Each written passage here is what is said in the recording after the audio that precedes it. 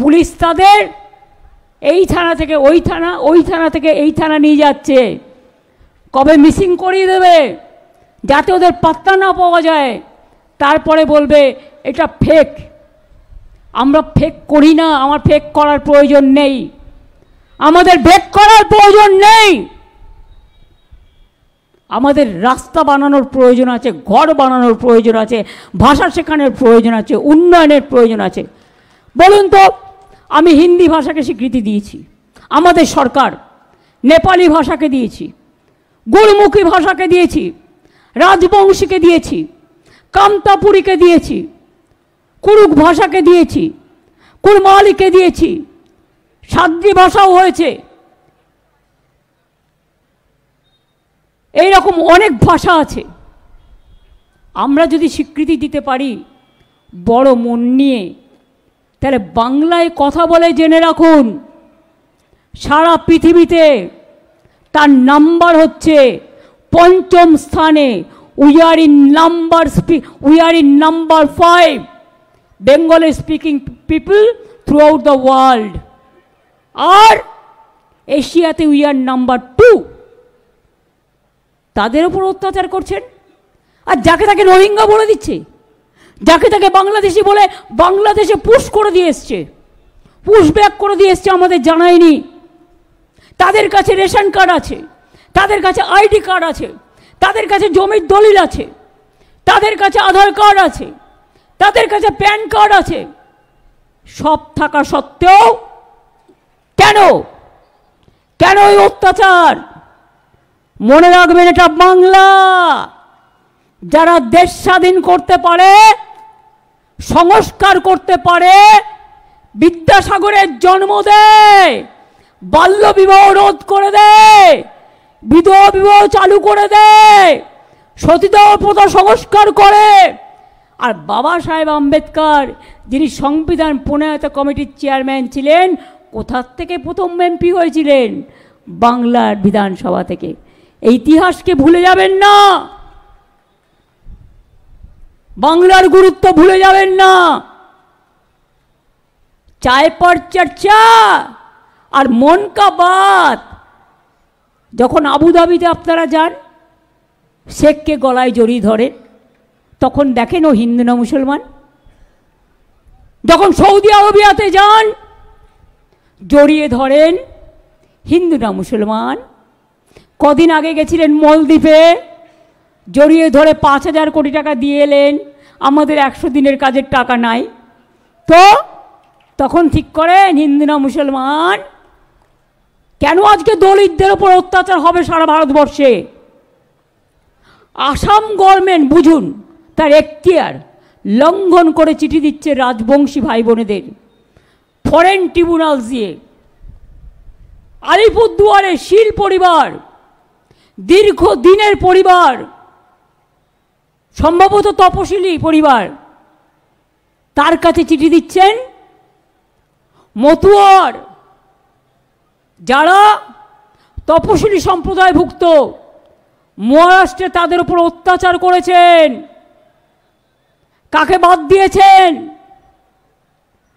আমি মহারাষ্ট্রে দেখলাম একজন সংখ্যালঘু অপরাধে কাজ করতে গেছিল, ওখানে কুচি কুচি করে কেটে তাকে বস্তার মধ্যে ঢুকিয়েছে। লজ্জা করে না? শরম হোনা চাইয়ে। এটা দেশের লজ্জা। ভারতবর্ষ, এ ভারতবর্ষকে আমি চিনি না, আমি এই দেশকে চিনি না। আমি চিনি আমার দেশ মহান, আমি চিনি আমার দেশ বিশ্বকে পথ দেখায়, আমি চিনি আমার দেশ সব ভাষাকে ভালো রাখে, সব মানুষকে ভালো রাখে, সব ধর্মকে ভালো রাখে, সব বর্ণকে ভালো রাখে, সব জাতিকে ভালো রাখে, সব সম্প্রদায়কে ভালো রাখে। কেন এসব করছেন? একটা গান আছে না, সলিল চৌধুরীর সম্ভবত, বাচ্চা যদি কাচের বোতল ভেঙে যায় তার মানেটা হচ্ছে এটাই, তাহলে তাকে থাপ্পড় মারো। আর যদি কোনো দেশের নেতার দেশ ভেঙে যায় তখন তোমরা তার জন্য কি করো? বাচ্চারা ভুল করলে অপরাধ, আর বড়রা ভুল করলে সেটা কি হয়? আজকে দেশ ভেঙে যাবে আপনাদের আমি বলে দিচ্ছি, এদের এই অপদার্থ নীতির জন্য। বিরাট গেম প্ল্যান আছে। এবার বলছি ডাবল ইঞ্জিন গভর্নমেন্ট সরকারের। কেন জানেন? এই যে নির্বাচন কমিশনকে নিয়ে এসছেন, তার পায়ে আমি জবা ফুল দিয়ে বলছি আপনি ভালো থাকুন। গাঁদা ফুলও দিয়ে দেবো, রজনীগন্ধাও দিয়ে দেবো, গন্ধরাজও দিয়ে দেবো, জুইও দিয়ে দেবো, চাপাও দিয়ে দেবো। আপনি গভর্নমেন্টের হয়ে এনআরসির খেলায় নেমেছেন। বলছেন একবার কারো বাড়ি যাবে, ঘুরে চলে আসবে, 4 বার যাবে। 4 বার তো সকাল দুপুর বিকেল সন্ধ্যেও যেতে পারে, নাও যেতে পারে, নিয়ে তার নামটা বাতিল। কত বড় সাহস! স্বাধীনতা আন্দোলনে ছিল না, জাগরণে ছিল না, গণতন্ত্রে ছিল না, শুধু একজন দেশের মন্ত্রীর, তিনি কোঅপারেশন ডিপার্টমেন্টের প্রিন্সিপাল সেক্রেটারি ছিলেন। তাই তিনি এসে ডাবল ইঞ্জিন সরকারের মতামত নিয়ে ভোটার লিস্ট থেকে নাম বাদ দেওয়ার চক্রান্ত করেছে মানুষকে, যাতে ওনার বন্ধু কলমে ডাবল ইঞ্জিন কার্ড খেলে তাদের জেতানো যায়। আমরা বলি শূন্য থেকে মহাশূন্যে যাবে, এ ভুল করতে যেও না।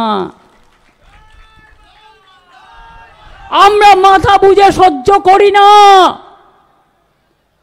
আমরা লড়তে জানি, লড়াই করে বাঁচতে জানি। নাম্বার ডাবল ইঞ্জিনের নেতারা বলছে 1.5 কোটি নাম্বার দিয়ে দাও সব রোহিঙ্গা। আরে কোত্থেকে এলো এত রোহিঙ্গা? এই ইতিহাস পড়েছে না ভূগোল পড়েছে? ইউনাইটেড নেশনস বলেছিল কয়েক বছর আগে সব শুদ্ধ রোহিঙ্গার সংখ্যা হচ্ছে 10 লাখ। এখন নয় ভেরিয়ে ধরলাম 17 লাখ। সে বলছে 1.5 কোটি লোকের বাদ দিয়ে দাও নাম, সব রোহিঙ্গা। আরে রোহিঙ্গা খায় না, মাথায় দেয় বাংলায়? আমি তো নিজেই জানি না, ওরা থাকে মায়ানমারে।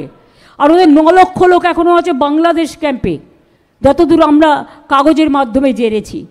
আর অন্য দেশের ব্যাপারে ইন্টারফেয়ার করার অধিকার বা চর্চা বা ক্ষমতা আমার নেই, আমি কখনো করিও না।